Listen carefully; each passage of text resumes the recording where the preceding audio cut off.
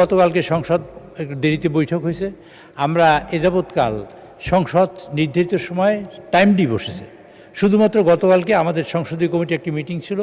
মিটিংটিতে মাননীয় প্রধানমন্ত্রী ওইখানে রাষ্ট্রীয় প্রোগ্রাম থাকার কারণে উনি আসতে দেরি হওয়ার কারণে আমাদের 10 মিনিট দেরি হয়েছে। আমরা হিসেব করেছি 10 মিনিট পরেই আমরা সংসদে এসেছি এবং আমি সংসদে ঢুকেছি, তখন সবাই ঢুকেছে, 10 মিনিট দেরি হয়েছে।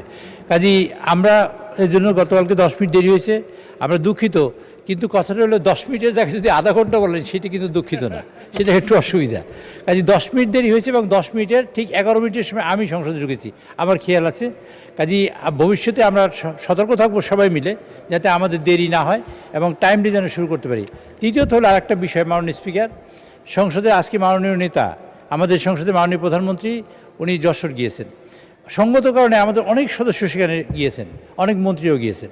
কাজেই সে কারণেও আজকে একটু দেরি হতে পারে, তবে আমরা চেষ্টা করবো সবাই মিলে ভবিষ্যতে 4 মিনিট। হ্যাঁ, আর 4 মিনিট ভবিষ্যতে যাতে সবাই টাইমলি আমরা আসি। মাননীয় সদস্যবৃন্দ, আমি বিশেষ করে সরকারি দলের আমি চিফ হুইপ হিসেবে আমি সকলের কাছে অনুরোধ করতে চাই, ইন টাইম আমরা আসবো এবং ইন টাইম যাতে সংসদ শুরু করতে পারি তার চেষ্টা করবো ইনশাল্লাহ। মাননীয় স্পিকার, আপনাকে ধন্যবাদ।